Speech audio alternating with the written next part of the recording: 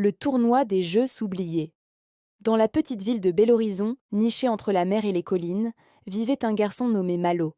Il avait 12 ans, des yeux curieux et une collection impressionnante de billes, de dés, de cartes et de toupies. Son grand-père, avant de partir pour un long voyage, lui avait dit un jour : « Les jeux ne sont pas que des passe-temps, Malo. Ce sont des portes. Ceux qui savent jouer savent aussi rêver. » Malo avait pris cette phrase au sérieux. Il jouait à tout, aux échecs, au ballon, à la marelle, au domino, à l'avion en papier, au jeu du silence. Mais un jour, alors qu'il fouillait dans le grenier à la recherche d'un vieux jeu de société, il découvrit une boîte étrange, poussiéreuse, en bois sombre, avec un symbole gravé dessus. Un cercle entouré de 4 flèches. Sur le couvercle, on pouvait lire « Le tournoi des jeux oubliés ». Malo la souleva. À l'intérieur, pas de pièces, pas de cartes, juste un petit sablier d'or et un billet plié en 4. Il le déplia. À minuit, retourne le sablier, le jeu commencera. Il attendit impatiemment que la nuit tombe. Quand la maison fut endormie, il alluma sa lampe de poche, posa la boîte sur le sol et retourna le sablier. Le sable doré se mit à briller. Le plancher trembla légèrement. Puis un souffle tiède parcourut la pièce. La poussière s'envola comme un nuage, formant autour de lui une spirale lumineuse. Malo ferma les yeux. Quand il les rouvrit, il n'était plus dans son grenier. Il se tenait dans une vaste plaine colorée, faite de damiers, de cases et de chemins dessinés dans le sol. Dans le ciel, des cerfs-volants formaient des chiffres et des symboles. Au loin, des enfants riaient, jouant à des jeux inconnus. Devant lui, un grand panneau flottait. « Bienvenue au royaume du jeu. Tournoi en cours. » Une fille aux cheveux bleus s'approcha. Elle portait une veste en forme de puzzle et tenait un sifflet argenté. « Tu es en retard, nouveau joueur. Je suis Luma, arbitre du tournoi des Jeux oubliés. Tu veux participer ?» Malo hésita. Je ne sais pas à quoi je joue. » Luma rit. « C'est la première règle. Personne ne sait au début. » Elle lui remit un petit médaillon doré avec le même symbole que sur la boîte. « Ce médaillon enregistrera tes victoires. 3 jeux gagnés et tu atteindras la finale. Mais attention, ici, les jeux sont vivants. » Le premier jeu eut lieu dans une vallée de sable. Des dunes formaient un plateau géant. Un vieux joueur à la barbe de paille l'attendait. Il tenait 2 bâtons. Premier défi, le jeu de l'ombre. Tu dois suivre ton ombre sans la perdre. Malo fronça les sourcils. « Comment ça ?» Le vieil homme frappa le sol. Le soleil changea de direction. L'ombre de Malo s'allongea et s'échappa en riant. « Attrape-moi !» Malo courut à travers les dunes, sautant, glissant, trébuchant. Son ombre se cachait derrière les crêtes, se faufilait comme un serpent noir. Il se rappela les mots de son grand-père. Un jeu, c'est aussi une danse. Alors il arrêta de courir et commença à imiter les mouvements de son ombre.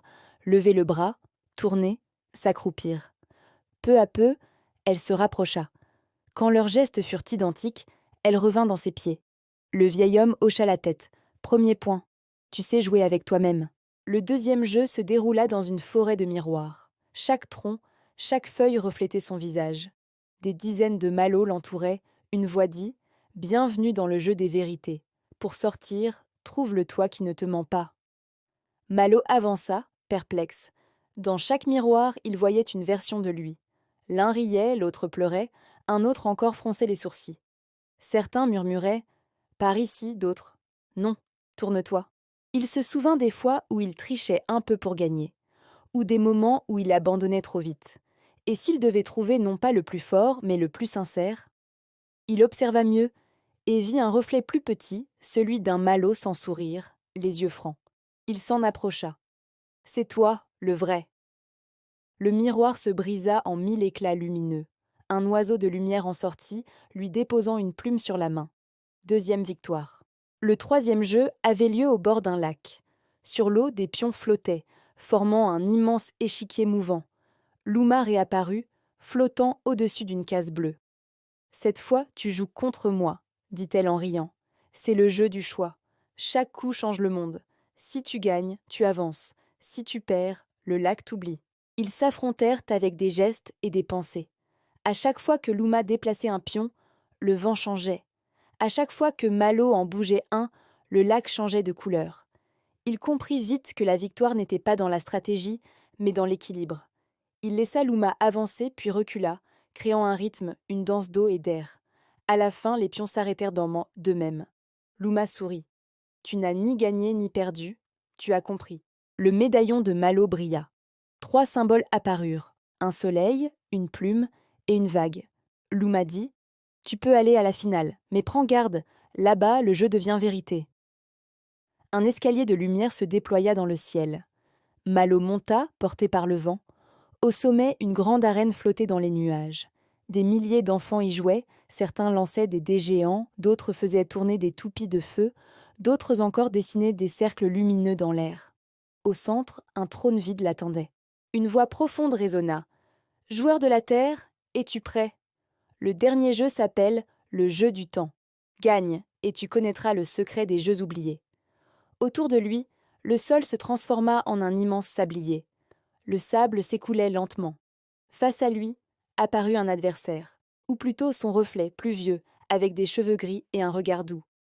L'adulte dit « Pour gagner, il faut comprendre le temps du jeu. Pourquoi joues-tu, Malo ?» Le garçon resta silencieux. Il pensa à ses amis, à ses victoires, à ses défaites, à ses rires et à ses colères. Puis il répondit « Je joue pour apprendre à vivre, parce que jouer, c'est rêver sans s'enfuir. » Son reflet hocha la tête. Le sablier s'arrêta. Le sable se mit à remonter. « Alors tu as gagné, » dit l'adulte. « Tu as compris que le jeu n'est pas une fin, mais une façon d'être. » Le monde se dissout autour de lui dans une pluie dorée. Quand il rouvrit les yeux, il était de retour dans son grenier. Le sablier d'or était vide, mais une lumière douce flottait encore. Sur la boîte, une nouvelle inscription brillait. « Tu as terminé le tournoi, n'oublie jamais de jouer. » Le lendemain, Malo descendit déjeuner. Sa mère lui demanda « Tu as bien dormi ?» Il répondit avec un petit sourire « J'ai rêvé que je jouais avec le vent. » Et dans sa poche, il sentit le médaillon chaud contre sa peau. À partir de ce jour-là, chaque fois qu'il jouait avec ses amis, quelque chose de magique arrivait. Les dés tombaient toujours sur des chiffres parfaits, les toupies tournaient plus longtemps, les rires duraient plus fort. Mais surtout, il apprit à perdre avec le sourire. Parce qu'il savait désormais que chaque partie, même terminée, continuait un peu en soi. Les années passèrent. Malo devint inventeur de jeux. Il créa des labyrinthes de lumière, des cartes qui racontèrent des histoires, des dés qui brillaient selon les émotions des joueurs. Il fonda une école où l'on apprenait à jouer pour de vrai. Non pas pour gagner, mais pour comprendre. Et à chaque fois qu'un enfant trouvait un jeu perdu dans un grenier, une brise d'or soufflait doucement, comme un clin d'œil venu d'ailleurs. On raconte qu'au cœur du royaume des jeux oubliés, un nouveau tournoi s'ouvre chaque nuit. Parfois, un enfant entend un rire au creux du vent, une voix légère qui murmure « À ton tour, le sablier t'attend. » Et si tu trouves un jour une boîte en bois avec un cercle et 4 flèches, n'aie pas peur. Retourne le sablier. Le jeu commence toujours par un souffle.